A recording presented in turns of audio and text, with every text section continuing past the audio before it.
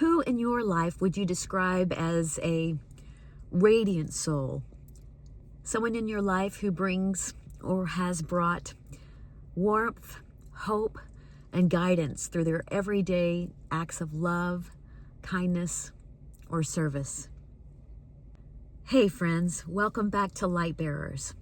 This is a space where we talk about people who quietly, faithfully show us what it looks like to live as light in this world.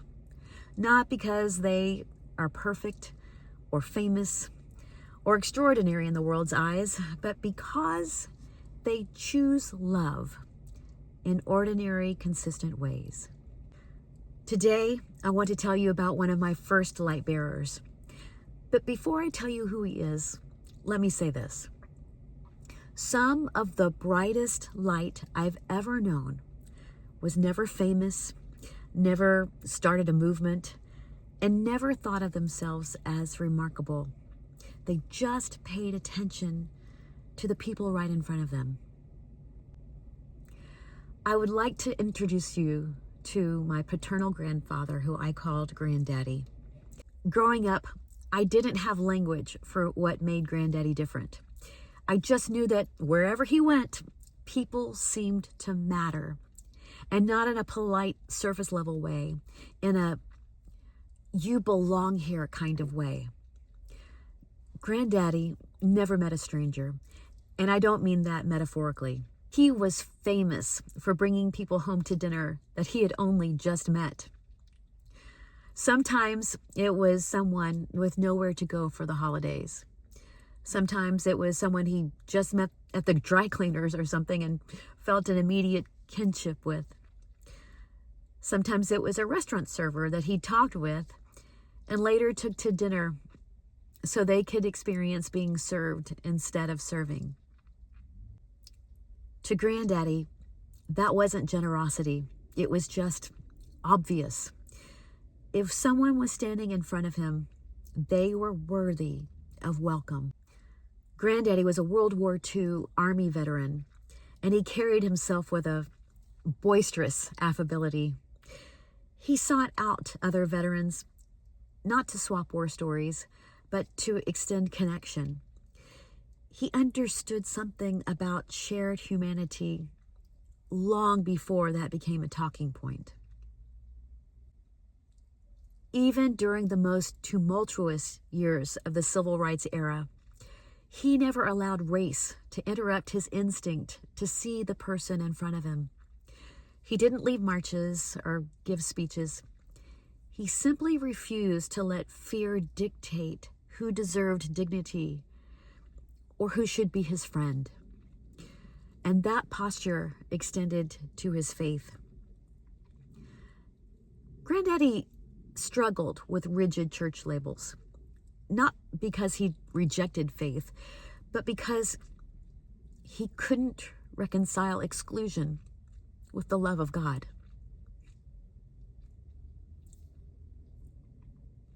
If someone was made in God's image and he believed they were worthy of welcome.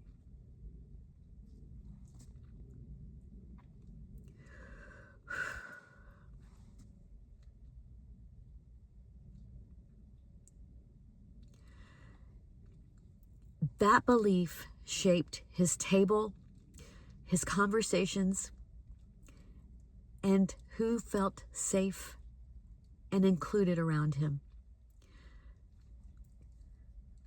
Looking back now, I realize he was living what Jesus taught long before I understood the words.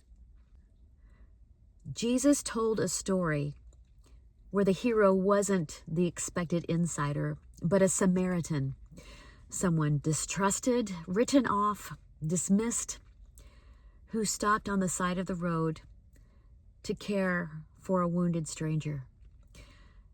Jesus healed the servant of a Roman centurion, an occupying enemy, and marveled at his faith. Even while being arrested, Jesus restored the ear of the man who had come to bind him. Scripture bends towards mercy. Granddaddy lived there.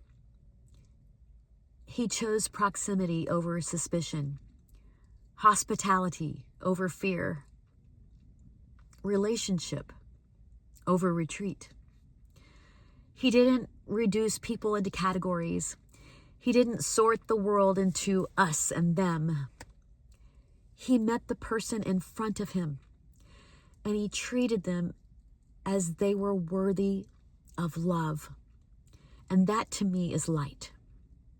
Not loud, not flashy, but steady, warm, inviting.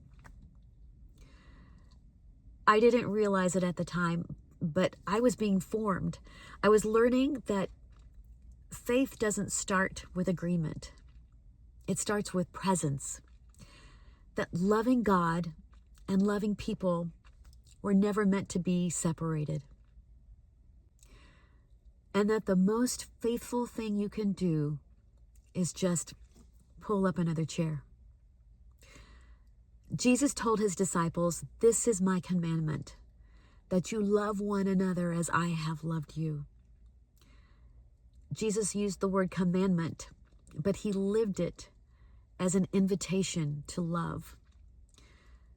And that was my granddaddy, seeking connections with others and offering invitations to strangers that he converted into friends. So here's the reflection I want to leave with you today. Who was one of your first light bearers? Not someone famous, but someone who showed you quietly and consistently what love looks like. And how might their example be shaping the way you show up for others now? If someone comes to mind, I'd love for you to share about them in the comments. These stories matter, and they remind us that light multiplies when we name it. Thanks for spending time with me today. I'll see you next time.